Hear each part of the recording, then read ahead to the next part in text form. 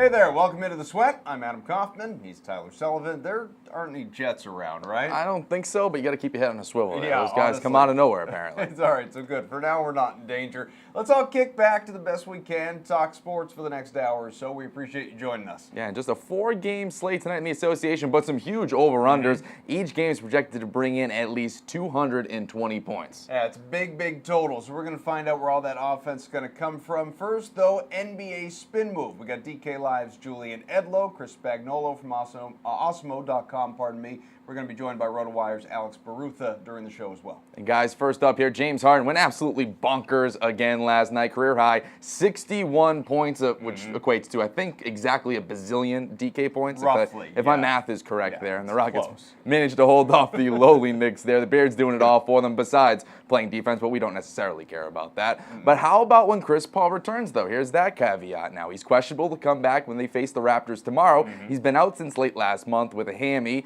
Will Harden's production take a significant dip when Paul comes back here, Julian? Yeah, I mean, I think it has to. So Paul's questionable against the Raptors. The team already came out and said it's more likely he'll return Sunday against Orlando. But either way, his return is nearing. And how is Chris Paul best? With the ball in his hands. He gets that usage rate up and can't really make plays unless he's not going to divert and play off the ball and let Harden do all the handling and make him just a catch and shoot kind of guy. So I think it has to. And you look at this matchup coming up, Kawhi Leonard, who's in the MVP conversation, can look at this and say this is a chance for himself to prove why he's maybe the best two-way player in the game and maybe end Harden's hot streak here. So I think the matchup dictates a little bit of a down spot for Harden and definitely getting Chris Paul's usage back in the lineup. So this can't last forever. Sometime in the next couple games, Harden's going to have to start going downhill. All right, Alex, what about you now? How are you viewing Chris Paul coming back and how that may affect James Harden? Yeah, it will have a significant effect on his production, but Harden's still going to be a great player, a highly productive player. I mean, with Chris Paul on the court and Capella off the court, we got to remember Capella's still out. In that scenario, Harden averages 61 DraftKings points per 36 minutes. So he's still killing it on the court. And CP3 might be eased back into things. He's a veteran. He's getting older.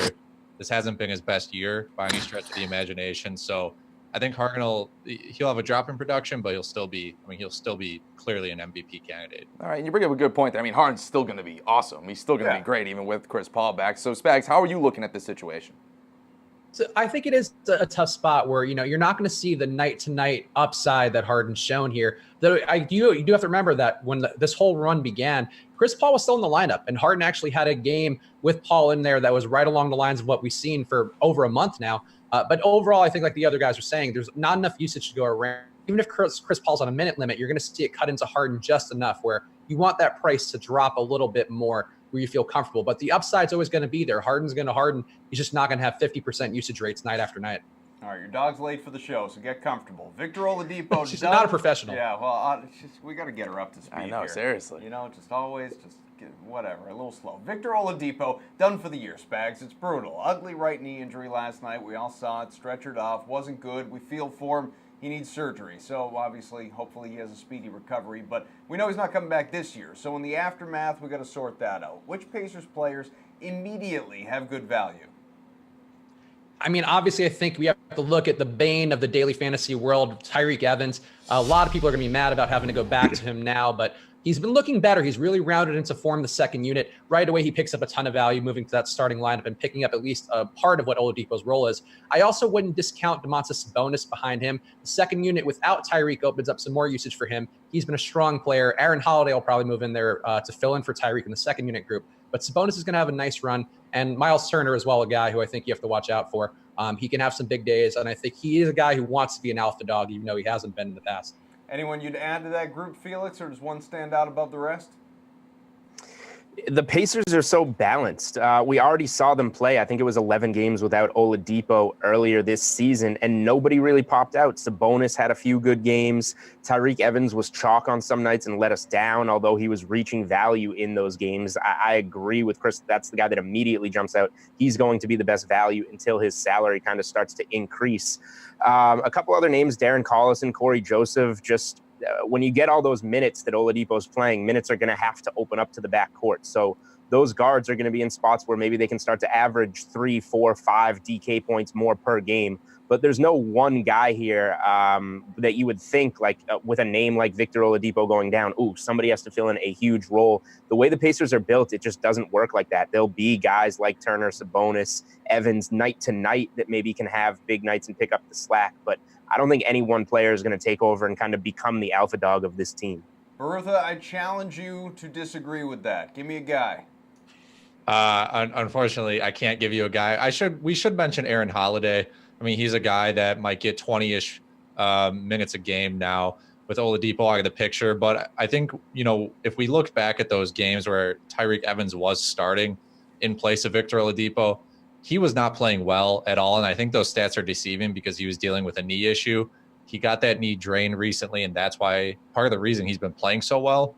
So I think, as far as daily fantasy is concerned, year-long fantasy, I think Evans is the main guy in this case. All right, so going from guys that are leaving due to injury to guys that are coming back. Warriors are boogie in here with DeMarcus Cousins. He's going to play in his third game of the year tonight. His price is already up 300 bones since his debut. So do you believe that he's ready for a breakout night against the Wizards here, Julian?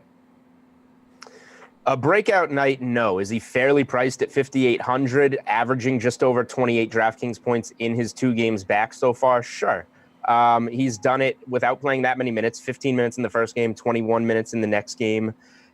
It's a decent matchup against a Washington team that doesn't really have any big bodies. I just don't know if Cousins is in a spot where we can trust him yet, especially with the Warriors just fully loaded right now. They have all 5 of their studs active, so trying to project who's going to have that night on a night-to-night basis is going to become really difficult on games where they have all 5 of those guys. So I think Cousins is fairly priced, but is this a breakout spot for him? Not quite yet. I do think we're going to reach a time where when Cousins finally hits his stride, he's going to be a little underpriced, and we might have some value in him for a couple slates, but right now is not quite that time yet. Yeah, you bring up a good point. It's going to happen at some point. So, Alex, could it be tonight, or are you going to go Julian and say maybe hold your breath a little bit longer? I don't see why it couldn't be tonight. I mean, he's only shooting 35% from the field over these 2 games. I know it's a small sample, but he's taking 10 attempts a game. We know he's a willing passer. He's still a good rebounder. I mean, you look at the per minute numbers for his rebounding, it's been solid. And when, considering the matchup, like we mentioned, the Wizards aren't great. They don't have a ton of bodies, at center to throw at Cousins. So I don't see why not. I don't see why this couldn't be a breakout spot. All right, Spags, is the NBA's Death Star fully operational here with Boogie?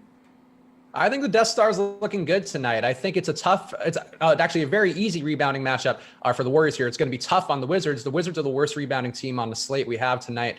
Thomas Bryant's not going to be able to stay on the floor here. I don't think he's going to be able to switch and keep up with the floor being stretched by Boogie. So I think you're going to end up seeing a lot of these, like Otto Porter, you might see playing some center. Ariza, you might see playing a nominal center role. And if that's the case, Cousins is going to eat inside. The bigger issue is his minutes limit. It's hard to imagine him getting over 25 minutes. He's been capped around 22 so far.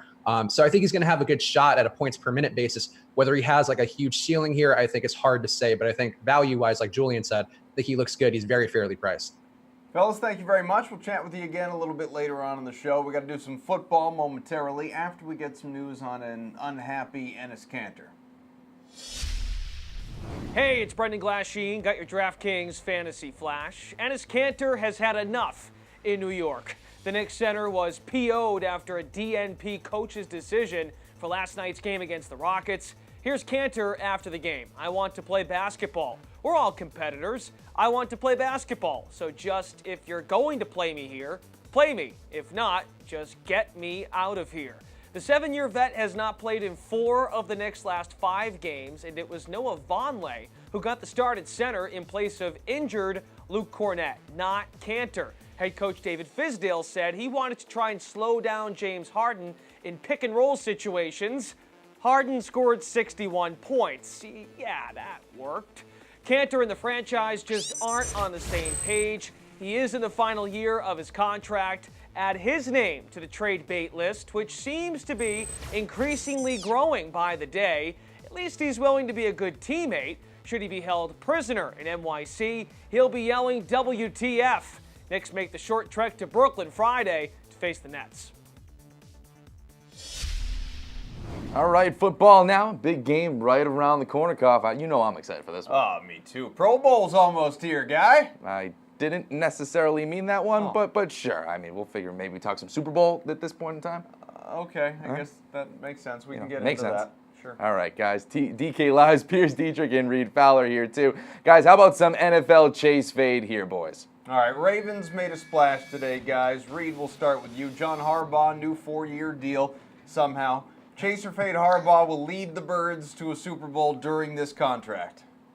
Yeah, I'm a little confused on this one, too. Look, the end of the season, obviously Lamar Jackson might have saved his job, but that's exactly to my point, is that if you look at the 4 teams that were in the playoffs, in these championship games, top 4 offenses, and now you look at the Patriots and the Rams, obviously in top of their class in offense. This is not right. This is not the Tampa Bay Buccaneers with Derek Brooks or Syracuse with the Ravens. It's not like that anymore. You can't have a really strong defense and rely on a mediocre quarterback that can't stretch the field, that can't do anything. Lamar Jackson is fantastic, but that offense really needs to diversify. It can't be predominantly running, because we see what happens when the Jaguars, when the Ravens, when the Bears, when these strong defenses go up against these offenses that are just able to score and figure them out, they just can't make it. So I'm going to fade that he gets to the Super Bowl. I mean, there's an outside chance, obviously, if they make some changes in personnel, but I'm going to fade this. Yeah, also, I mean, Lamar Jackson looked good in a Nick Foles, there's some magic around him sort of way. I don't know that we know that he's fantastic yet, but Pierce, what do you think? Super Bowl in this next 4 years for Harbaugh? No, I want to fade this. And I can't believe Reed mentioned Syracuse. There we go. I forgot he was even a football player. I remember him as a tertiary mob character in movies. That's right. He did play football at one point in time. I usually say, those are the Ray Lewis teams, but hey, whatever. You can consider them the Syracuse teams as well.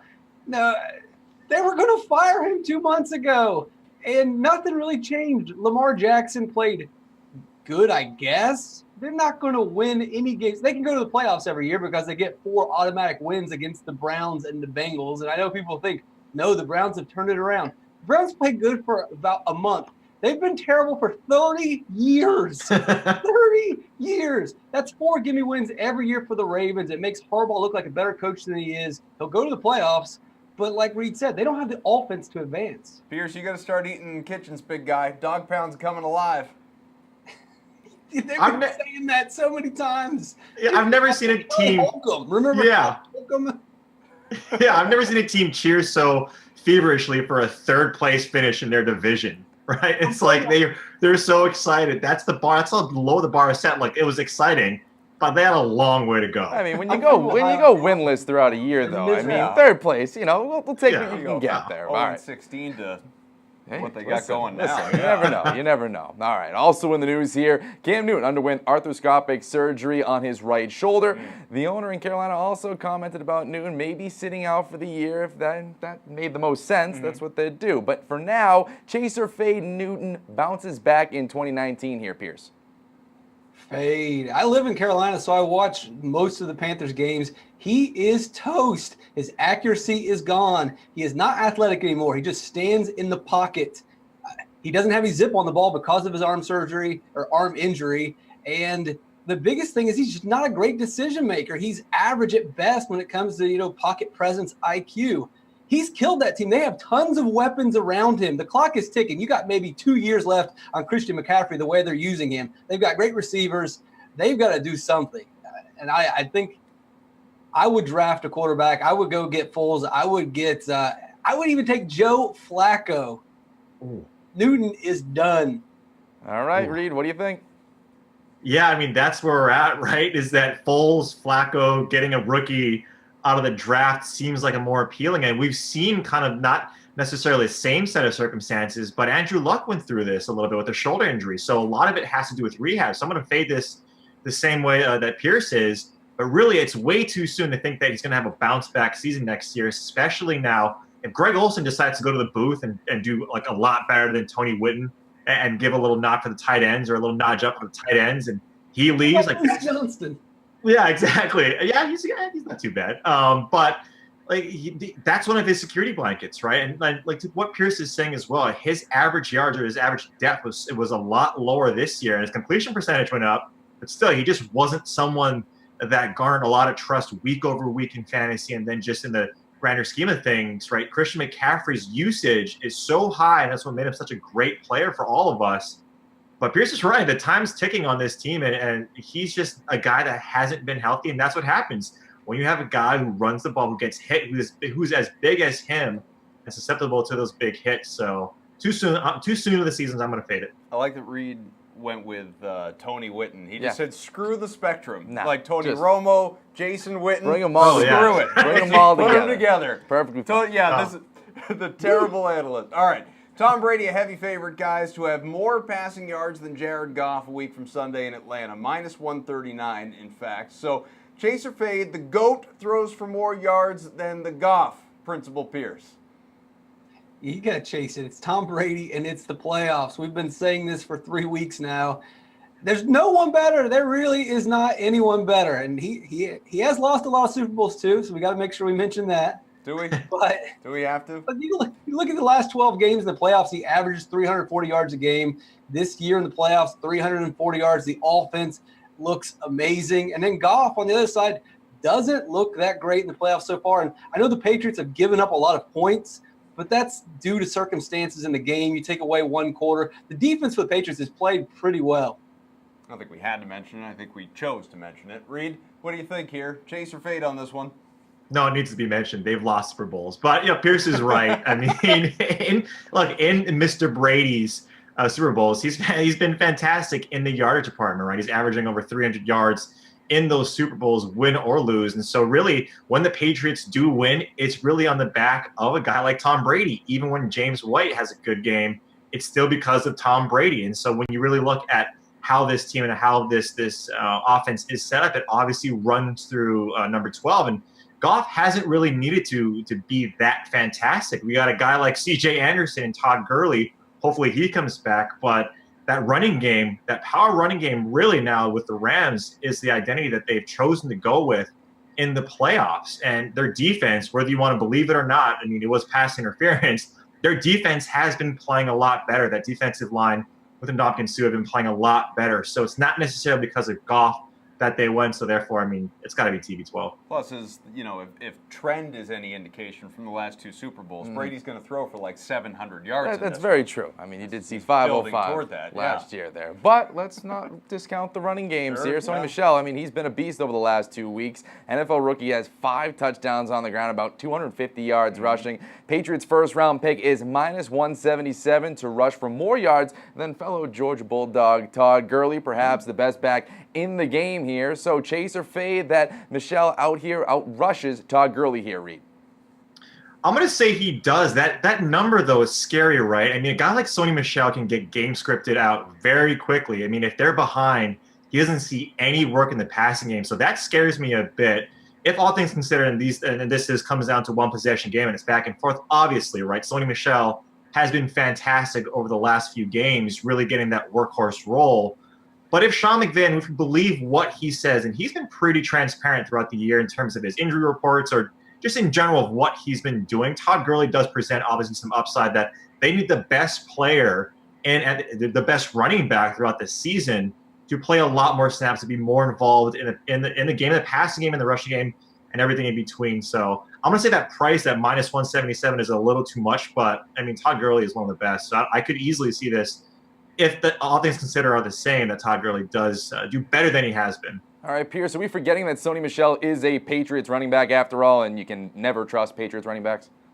Yeah, I'm with Chase in this situation, but to the point you're making, if this was a regular season game where we had 14 games going on, we wouldn't go anywhere near Sony Michel or any of these running backs because you can't trust Patriots running backs. But when there's just one game on the slate and the running backs across the board, you really don't know which way it's going to go. Then you can go here. I don't think this is a bet that you need to make because it's Patriots running backs. But you look at Gurley, and we don't know. There's 10 more days, and we have no idea if he's going to be the guy that goes. Best case scenario, he splits carries. Really what we like out of Gurley is a total yards guy. He's not necessarily the guy that's going to get all the carries on the ground, whereas at least for Michel, he's their ground guy. Burkhead gets some of it, but it seems like it's mainly red zone. White's going to be through the air. So if we're just talking purely rushing yards, then I think you could feel comfortable making this bet, but it's not the best payout, and you've got a lot of volatility with Patriots running backs. All right, good stuff, gentlemen. We will get to much more. We'll let you go for now, though. We'll mix in a little bit of baseball. Gary and Thorne is in the PME studios. He's got some thoughts on teams that will take a step back in 2019. And then a very special treat on the way, so don't go anywhere. Jose Ramirez comes in at number 3. Francisco Lindor comes in at number 4. I think one thing that sort of surprised me, and maybe, again, it could just be that it's January and some people haven't really come back to baseball, haven't maybe been cycling through some of the signings. Because I get it. Like, we're filming this right now. The 2 biggest names still haven't signed. Right. So I can understand why maybe people think not a lot has happened yet if you're not really keeping a close eye on this. But 2 Cleveland players inside the top 4, both immensely skilled. In no way am denying that. And it's kind of funny even looking at that top 5. Like, I wrote an article last year, and it was like my bold predictions for the 2018 season. And one of them I made, initially it was going to be like Jose Ramirez finishes as a top 3 player. And I was like, that's probably not bold enough. I'm going to say that Jose Ramirez finishes as the best fantasy baseball player in 2018. Looked really good at the All-Star close to being break. dead on there. But second half of the season, 208 BABIP, really just sewers his batting average. And kind of gets a little like Trevor Story-itis, where this is someone who, for a time, like coming into last season, we questioned whether or not he could recreate the power. I think we were all pretty like, this guy's a 300 hitter. That's the thing that's set in stone. Probably going to steal 20 bags. Turned out to be 30, which is great. Yeah. But we were thinking like, he's definitely going to be a 3.5 category contributor. If he can hit 20 home runs again, it's found money. All of a sudden, he's a power hitter, and it seemed like he was really selling out for power. Like, his fly ball rate went nuts in the second half. It was 48%. Hard contact rate went way down. Infield fly ball rate went way up. Red flag? Not great. You have some concerns there? I don't know if I'm concerned because I think I keep coming back to, like, the BABIP's really bad. That kind of correlates with someone who becomes an extreme fly ball hitter, but not 208 BABIP. Right. Like, that's really bad. So I think it was kind of just an aberration in that second half, but I am a little curious. I figured someone who'd maybe, I guess it's been 2 years now with Jose Ramirez, but I still figured someone who had as bad a second half as he did and was not great in the playoffs either. No, he wasn't. I figured people would kind of hold that against him. I was a little surprised to see him locked in at number 3. And on top of that, like, I don't really have anything bad to say about Lindor, but do people still think Cleveland's Cleveland? Because no Michael Brantley. Yeah. No Edwin. No Yonder Alonso. No. JD wasn't there long, but no Josh Donaldson either. Like, Yeah. it kind of seems like they're sort of tanking, maybe. And or they just think they can tie one arm behind their back and win the Central, which that's very true. possible. Well, that's very but true. When you look inside the division, Minnesota has improved offensively, I'd say. Yeah, We'll get I into think some sleepers in a little bit, but they bring in Cruz and bring in Scope and CJ Crone. But yeah, everybody else inside that division, Kansas City and Detroit and the White Sox, not great. All right, time to get back to the hardwood now. We are here with Oklahoma City Thunder radio broadcaster Matt Pinto. Matt, you're with Adam and Tyler. Thanks for hopping on for a few minutes with us before tonight's game against the Pelicans. Good to be with you. Yeah, no problem, Matt. So let's get things started here with Paul George. Had a huge night Tuesday in that win over Portland. He led the team in scoring for 4 straight games. Now he poured in 36 in that one. When George was first acquired by the Thunder, most assumed it was a one-year stop, right? You spend the year with the Thunder, then you go home to L.A. But he did sign that extension over the summer, and now he's a legit MVP candidate. So how big has his presence been this season? Well, I don't know that there are words that can quantify how big he's been, guys. He does things that impact both ends of the floor like few guys in the NBA do. I would say a handful of maybe a couple of others because of what he's doing defensively, second in the league in steals. He's number 1 in loose balls recovered. He's number 1 in deflections. Those things all generate additional possessions for a team. And then on the offensive end, he's having a career year at 27 points a game right now, right at 8 rebounds and 4 assists. He's comfortable, obviously, in what his role is in this system. He and Russell Westbrook are becoming better friends by the day, it seems. And I think he's taken upon himself more a leadership mantle, a leadership role this season, understanding all the construct of what Thunder basketball is all about, given his experience of a season ago. So it has been enormously enjoyable to watch him continue to grow and blossom in a Thunder uniform this season. You mentioned Russell Westbrook. Let's talk more about him because he's back to his old tricks, or maybe this is just the new norm for him. He's averaging a triple-double for the third straight year. The guy is out of control, but his field goal percentage, that's down, and it's been up and down throughout the year. Has Russell's role on the team changed at all from his time even last year to now, of course, the emergence of George? I think it's dramatically changed versus what happened the season after Kevin Durant left for Golden State, because he was, in essence, the stake in the ground for this organization to not totally lose and have the floor fall in, and he really accepted that role. The following year, with Paul George and Carmelo Anthony jumping in, he really deferred early last season until both of those veterans went to him and said, look, you got to be you. And we'll get ours. We'll work together and kind of figure this out together. But we want to see you be aggressive and be the player that the league mandates you be. And then this season, I think Russell, because of a knee scope back a month before the season started, training camp started anyway, and then an ankle injury early in the year, he's had to work through some things physically on the fly, incorporating a number of new pieces into what the Thunder are all about. So I think he's been very mindful of that and has picked his spots offensively. Still the dominant force he's always been on the boards and in finding open teammates, but the scoring has been in more of a state of flux. That's beginning to change a little bit. He's at 21 plus, I want to say in 12 of the last 14 games, and you know he'll find a way to impact the game. He's much better defensively this season as well, guys.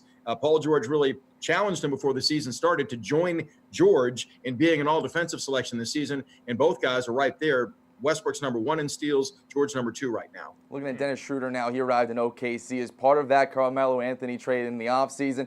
He's made an immediate impact. I mean, he's been a reliable contributor, usually off the bench here. What has he brought to the table for the Thunder this year? A third playmaker. And I think when you look at playoff basketball, which is what this team is geared to in the big picture, fingers crossed that injuries don't creep in and something unforeseen, but you need to have more than one guy that can create shots off the bounce. The Thunder have 3 now with Schroeder in the reserve role, anchoring the bench unit along with George and Westbrook. And Dennis is really crafty. He's a veteran. He's been in the league for an extended period of time, and he's only 24 years of age. So he's got a big upside in front of him. He's quick in the way he reads defenses. He's as good as it gets off the high screen and roll. So the Thunder, with that second unit, really utilize that skill set he has to find open shots and to get him downhill to the rim. I think he's very comfortable in the minute distribution he's getting and is fit seamlessly into what the team scheme is all about here. Trade deadline's coming up pretty quick, February 7th, of course, much earlier than it's been in past years. We know that. Which areas could the Thunder look to improve as far as just overall or even adding some depth? Well, until recently, they've not been a good shooting team, and that's no mystery. Last 10 games, they're third in the NBA in three-point marksmanship. The offense is really on the climb right now, but it's hard to know what they have on that side of the ball, honestly. I think they need to continue to rely on defense generating offense for them in the grand scheme of things, but you can never look away from the prospect of adding a shooter. And I think if they could get a shooter at a wing spot or the power forward spot, a stretch four, that certainly would be a commodity that would be of some interest. Now, obviously, there's a checks and balances and all of that. Maybe have to wait until the buyout market to really scope that and check into that seriously, or we'll see what unfolds between now and the trade deadline. We know this, Sam Presti's never been bashful. He's always as prepared as any general manager I've ever been associated with in my 29 seasons in the NBA as a broadcaster. So should dominoes fall certain ways, he likely will be active. If dominoes don't fall in ways that will not negatively impact what goes on here, I suspect he'll stay idle, liking the personnel grouping, liking what is going on here right now with this team trending upward as a third seed in the Western Conference. Should be interesting to see how all that shakes out there. One more, Matt. Pelicans in town tonight. Thunder have won 3 in a row, plus they don't have to deal with Anthony Davis. He's out with a finger injury. So what's the key to another win here? I think the Thunder just need to be businesslike. And a lot of times pro athletes, guys, in the scope of what the Thunder are all about, talk about we play to our principles and to our standards nightly. Tonight's going to be one of those nights where they really need to adhere to that, because not only is Anthony Davis out, I understand Nikola Mirotic isn't available, nor is Etuan Moore just resting. So this is a golden opportunity for this Thunder team to win a 4th in a row, to begin cementing again a dominance on their home floor. They played really well the last 3 games, winning at Philadelphia Saturday, taking care of the Knicks in wire-to-wire fashion on the road Monday, and then went Tuesday night in an outstanding game. Both teams played well, and the Thunder outlasted Portland by 9. If they take care of their business, do the things that are their strengths against a team that's injury mangled right now in New Orleans, they should be fine at night's end. All right, Matt, thank you very much. Good luck tonight. All right, guys, my pleasure. Great guy, isn't he? Yeah, absolutely. That was fun. But unfortunately, Victor Oladipo not having a good time. No. So we'll get the latest on the Pacers star right now. Hey, I'm Carolyn Azak here with your DraftKings Fantasy Flash. The Indiana Pacers' hopes for a deep playoff run may have come to an end last night. Their star shooting guard, Victor Oladipo, suffered a serious knee injury during the second quarter of Wednesday's game against the Toronto Raptors. If you saw the video, your jaw most likely dropped to the floor. Indiana is third in the East right now, but without their top scorer, they're going to have a tough time staying there. While he's out, look for Tyreke Evans to start in his place. We are creeping closer to Super Bowl Sunday, and to get an inside look at what's happening in Vegas, we welcome in our friend Johnny Avello, Director of DraftKings Race and Sports Operations. Johnny, good to see you again. We've already seen the line move for Pats Rams just a little bit. Of course, that game coming up a week from Sunday in Atlanta. Currently 2.5-point favorites, New England, but where do you think ultimately this thing lands? Well, it's really hard to say and difficult to predict where a Super Bowl line is going to go, because once the line gets settled, it takes a village to move it, or a bunch of money. So it's sitting at 2.5 right now. I don't know if it reaches 3. Maybe it backs up a little, settles at 2 by the time the dust clears. All right, now what about these sharp bettors here? Where are they leaning in this game? Well, I'm not sure if the sophisticated bettors are in action right now on this game, at least on the game itself. I know if this game hit 3, there'd be some take back. But right now, I think it's a wait and see for them. How low is it going to go? How high is it going to go before they make their play? The Super Bowl is not traditionally a wise guy, so to speak, type of wagering game. Well, Johnny, we know that most everyone outside of New England hates the Patriots, other than maybe Saints fans right now. They don't seem to mind the Pats so much. But are the majority of people taking the Rams? No, the majority of people are on the Pats. We hope this at -1 Pats, we've taken money. At -1.5, we've taken money. At 2, we've taken money on the Pats. So 80% of the money right now is on the Patriots, but it's early. Yeah, it's true there. But if they do win, Tom Brady could be looking for his 5th Super Bowl MVP. Right now, he's +110 to do so. Everybody else is at least 235 there. So where do you see the money coming in on this? Well, let's think about who's going to be in the middle of every offensive play, and that's Brady. If the Rams win, Goff most likely has a good shot at being the MVP. But, with so many other good players on the team and him not actually having, control of the entire game, because there's so many other players there that could contribute and make the difference. When you look at 9 of the last 12 Super Bowls, the quarterbacks won the MVP, and it's somewhere out of the 52 Super Bowls, it's somewhere around 29 out of 52 that the quarterback has prevailed. But lately it has been the QB. So there's a reason why Brady's the favorite. If the Pats win, it's most likely going to be Brady as the MVP. QB league now. That's the way the rules are written. Rack up those pass yards, throw for a bunch of touchdowns, and settle yourself into an MVP. Now, of course, the fun part about betting on the Super Bowl, it's all the prop bets. It's my favorite part, Johnny. You got Gatorade colors, you got the coin flip, the national anthem, how long that will last, all the good stuff. Which one right now is getting the most action about a week and a half out?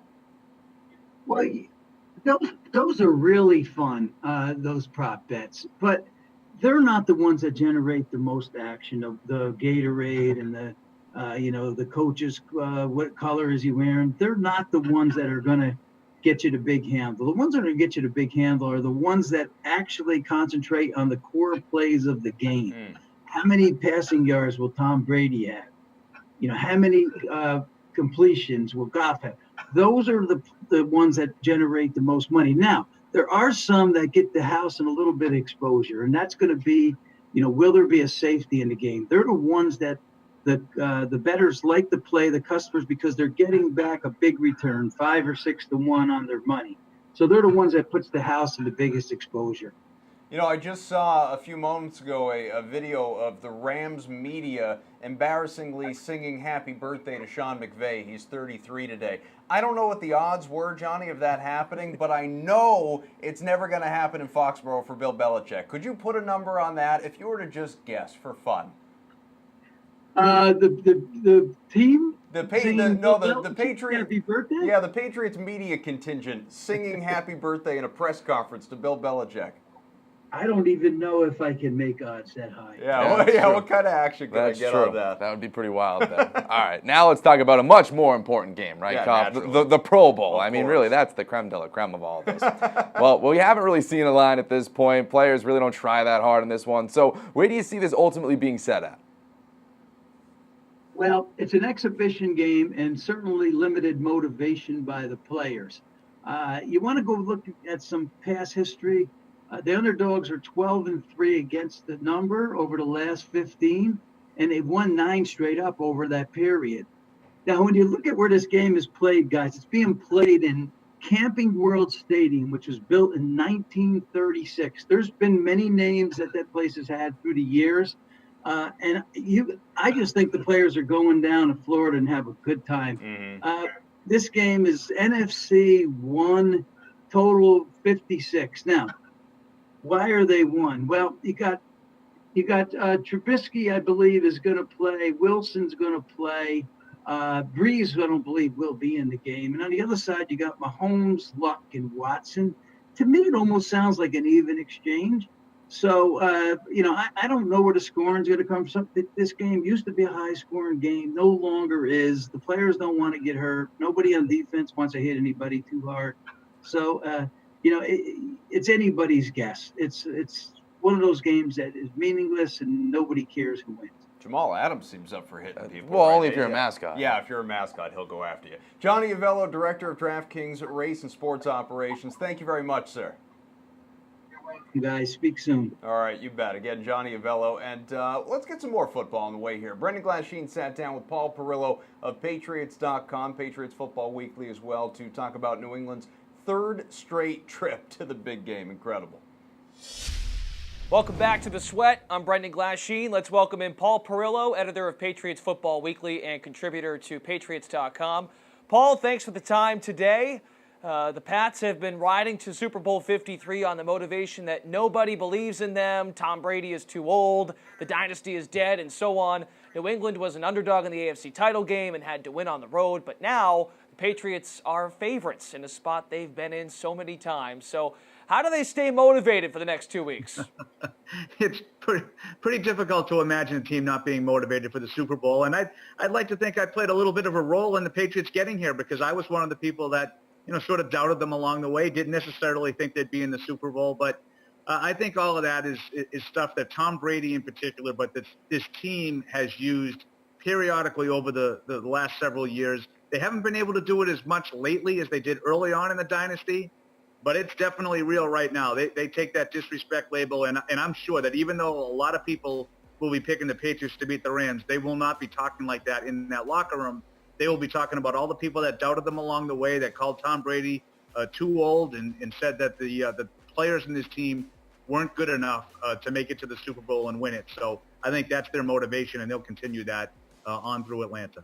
We'll get into particulars of the game in just a moment. As we saw, Saints and Rams prior to the Patriots and Chiefs. Saints were so close to being in this big game. Do you think the Pats are happy to be facing the Rams instead?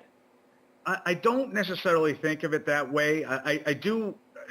The one thing that I would say is they're probably happy not to have to see Drew Brees. He's a quarterback who's won a Super Bowl and obviously has a ton of big game experience, much like Brady does.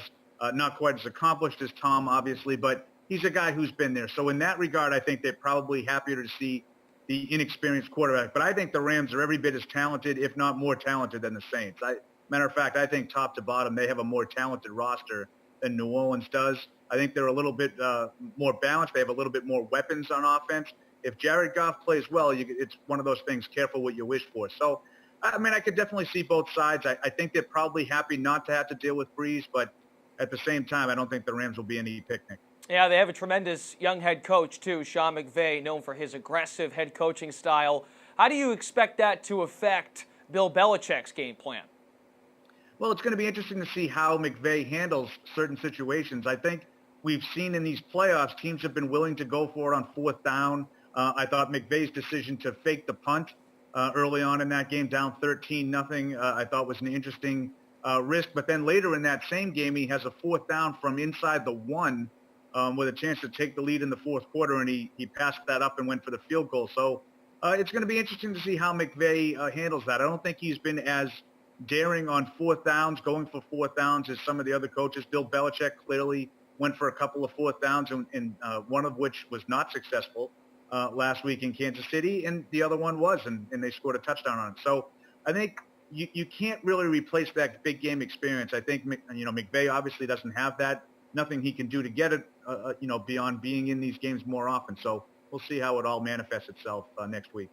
You know this, Belichick loves to eliminate the opponent's number one option. As we saw in the AFC Championship game, New England's defense held Tyreek Hill to just 1 catch.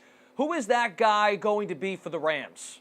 Yeah, I think this is a little bit of a problem for the Patriots because I don't think the Rams necessarily have that one guy. My guess is that they're going to do everything they can to stop the run. I think they're going to try maybe to focus on Todd Gurley and C.J. Anderson and make sure the Rams aren't able to throw the ball when they want to. They're going to put the game, I think, in Jared Goff's hands for the reasons that I already talked about. And I think that will be the focal point, run defense, and make the Rams figure out how to beat them one-dimensional. And I think they have a lot of different weapons. I think that their offense is pretty diverse, and I think McVay is a pretty sophisticated play caller. But I think if you can take one of those elements away, I think you take away a lot of their passing game because so much of it is predicated on the play-action game and moving Goff out of the pocket and throwing when they want to. You put him in 3rd and long, obviously those situations are less frequent, and that's what the Patriots want to do defensively. Is it an advantage or a disadvantage to have a couple of ex-Patriots on the other side of the ball? Aqib Talib defensively, and then back to the offense, Brandon Cooks. Yeah, I mean, it's going to be interesting to see. And this is a couple of years now. They had a couple of Patriots on the Eagles last year, too, with Chris Long and LeGarrette Blount. So, I think sometimes those guys have been through it. They can understand, what it takes to win. Aqib Talib has been part of this Patriots organization. And obviously Cooks was just here last year. I don't think it's going to have a big impact on the game, but for those guys, they can sort of have an understanding of how the Patriots are going to game plan and how they're going to attack Super Bowl week and how they're going to put these kinds of things together. Certainly Cooks last year was here for the Philadelphia game. So I think it's another one of those little subplots that we'll talk about all next week in Atlanta. I'm not sure it'll have a huge impact on the game. Paul Perillo of Patriots Football Weekly, thanks so much for your time. Safe travels to Atlanta. All right, I appreciate it. Thanks.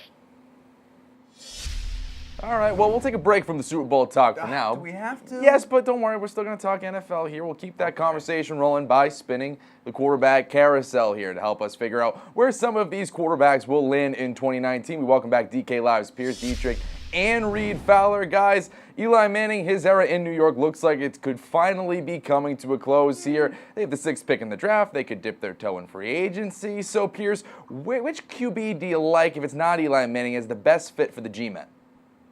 Really quick before we get into this, I want to make a comment about the Pro Bowl. Go for it. I'm not going to watch the Pro Bowl, but you know what I would watch? If you had all-star teams that were made up of all the practice squad members from all the NFL teams. People would love to watch it. You take the best practice squad players, you put them together, you put it on before the Pro Bowl.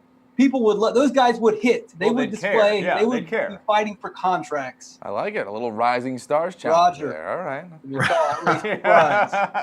Let's make it happen. Yeah, that's what I'd say Roger Teddy needs to make it Bridgewater. He's got the relationship with Pat Shurmur. I know that he never really played any games with Pat Shurmur, but they have a relationship, and I see that just being probably the best landing spot for it.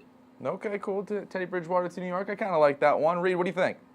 Yeah, for free agency, I mean, I think that's a good pick. Tyrod Taylor presents another, safe play, right? If you talk about Pat Shurmur, he's sort of the QB whisperer. In New York, you really want someone who's not going to turn the ball over, and that's the epitome of Tyrod Taylor. But if you're going to go in the draft, Dwayne Haskins has to be the guy you look towards. I mean, he posted something on Instagram and his social media accounts that he wants to come home. He's a local boy to the New York market.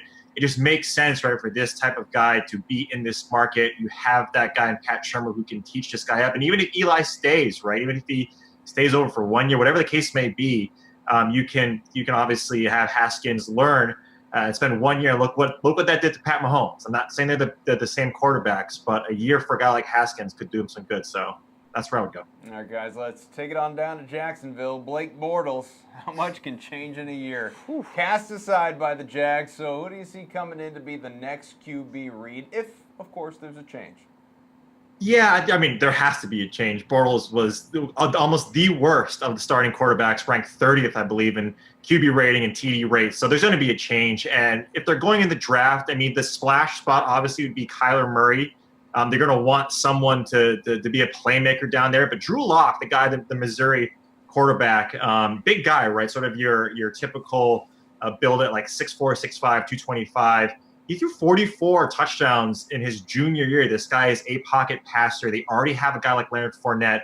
They're going to want to run the ball. I mean, that's really been their MO. They're 15th in rush play percentage. But if you have now someone potentially that can make plays like a Kyler Murray or a quarterback that can actually stay upright and throw the ball to his receivers, not the opposing team, I would look at Drew Lock. He threw 3,500 yards last year, too. So, nice guy. Pierce, no more Bort coin? Yeah, you know, I love Bort coin. The stock has plummeted along with Bitcoin, but has anything really changed? Was he really that good last year? The defense was good. They had a running game and occasionally hit big plays and ran for you. He helped us out in fantasy because he was cheap and he ran around, but he wasn't good last year. He's not good this year. This is where I would put Haskins. The Jaguars have a running back. Hopefully, if he's healthy next year, they have the defense. What they need is a quarterback, and they could go back deep into the playoffs. And I know that's a tall order for a rookie, but when you look at the free agents, maybe you put in Flacco, but I don't know if that's much more of an upgrade over Bortles. I wouldn't try a retread. I would go get the best quarterback in the draft. And, you know, he's got the defense to support him. He's got some decent receivers. That's where I would go. I put Haskins here. All right. Well, now looking, you know, at the Denver Broncos, they really just haven't been the same since Peyton Manning hit the road, went off into the sunset. They've been lost at that quarterback position. So, Pierce, who do you think could they maybe bring in to right the ship here? Yeah, I don't see them going into the draft again. That hasn't worked out very well for them. And again, the guys that take free agency-wise, they're not much better than Case Keenum. And Case Keenum's probably going to be one of those guys.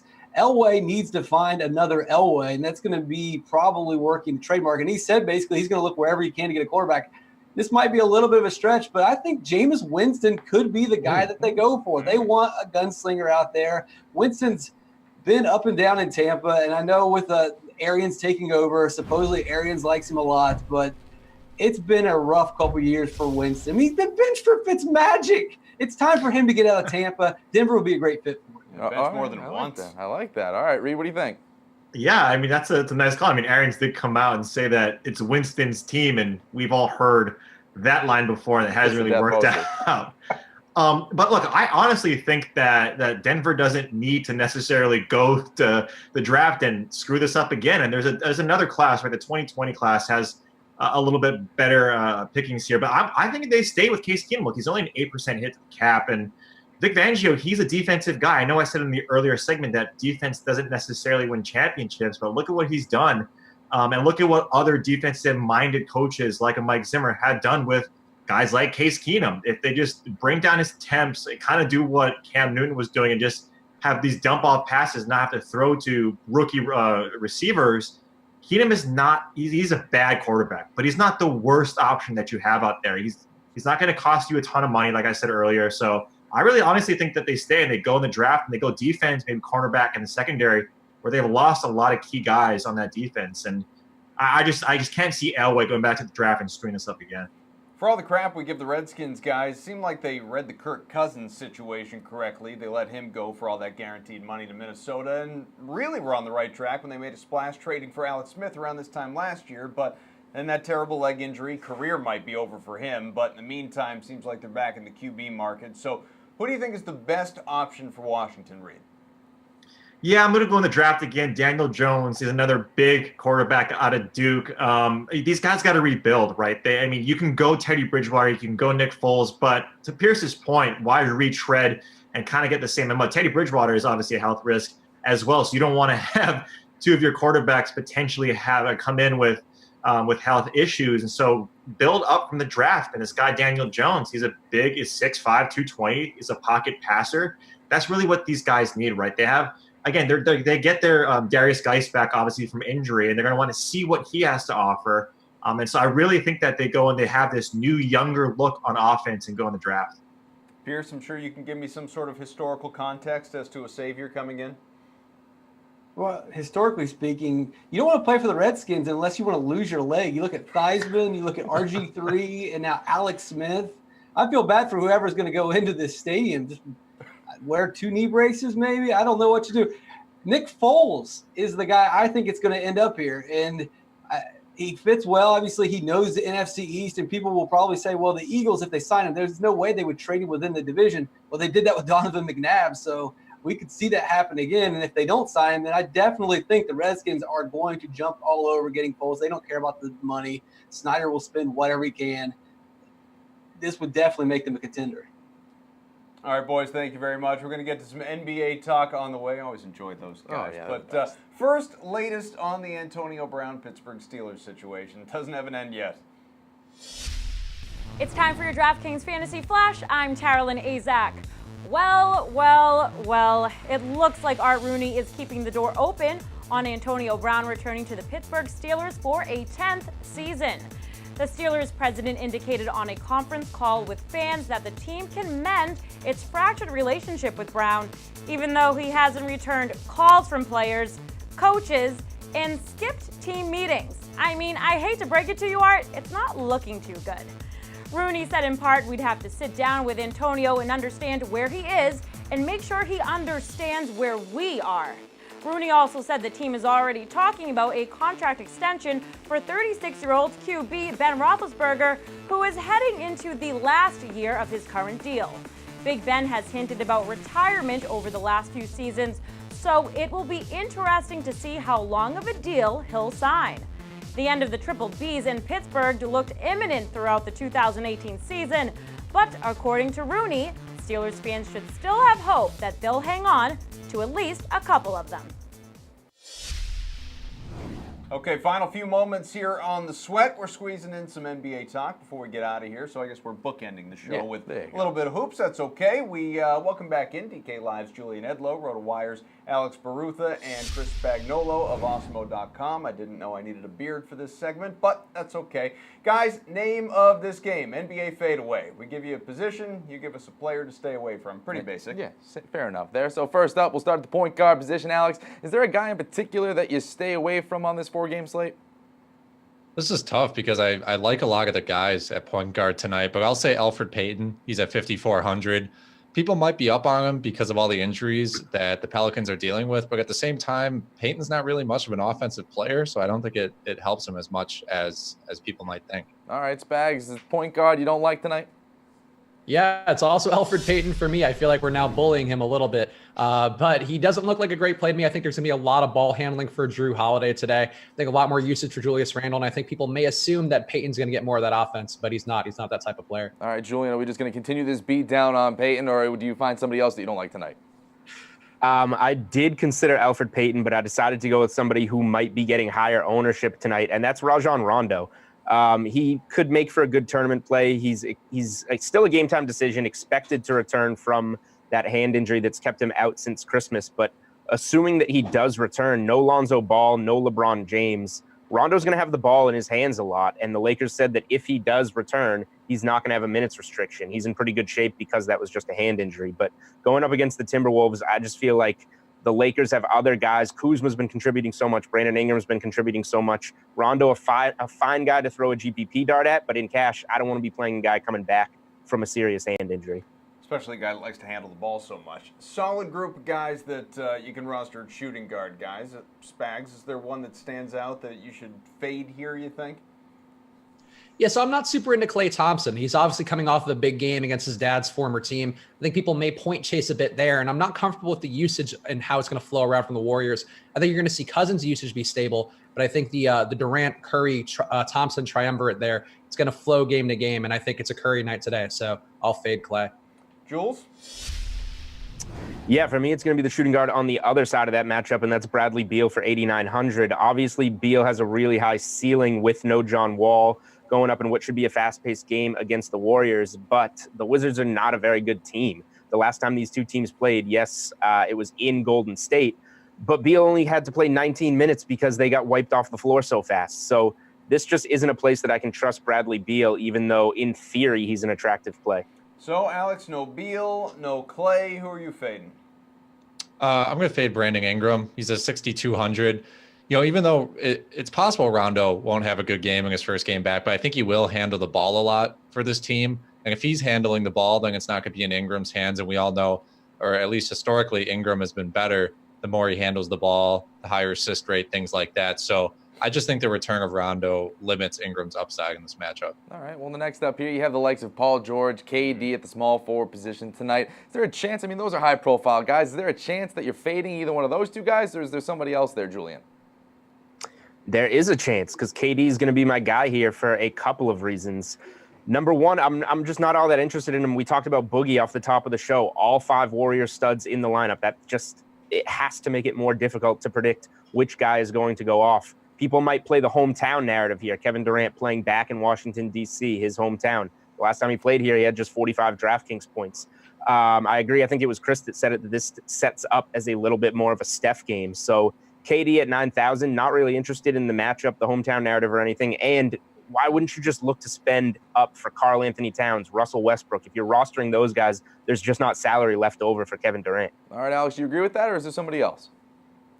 I do agree with that. Yeah, I do think, the Warriors are going to be focused on getting DeMarcus Cousins kind of involved in the offense. This is a perfect opportunity for them to do that against the Wizards, just who aren't that talented right now. So I think, I wouldn't be looking much at Durant in this matchup. All right, Spags, do you not like a small forward that's not named Kevin Durant in this one? So I don't like a small forward named Brandon Ingram, but we did him at shooting guard. The dual position eligibility makes it a little tough here, huh? So I'll ride with Kevin Durant, but also Brandon Ingram. 2 small forwards I don't like. You get a double bonus there, and I'll make up a power forward on the spot. But I think Brandon Ingram, for all the reasons outlined, no ball handling. He hasn't even been good when he's been handling the ball. And Kevin Durant, same issue with Clay. The usage there just seems like it's tough. And I think it's a Steph night and a little bit more of a DeMarcus Cousins night. So no Ingram and no Durant. Okay, let's move to power forward then. Who do you expect to be a bad play tonight, Alex? Well, as I kind of alluded to earlier, I think this is going to be a game where the Warriors try to get DeMarcus Cousins involved. So I'm not that high on Draymond Green at 6,000. I think that Cousins coming back kind of limits Green's upside. Green only grabbed 3 rebounds in the team's last game, only got 5 points. And we know Green has high assist upside. He can play defense well, but I think I don't feel great about the situation overall, so I'd stay away from Green tonight. Green the guy as well for you, Jules?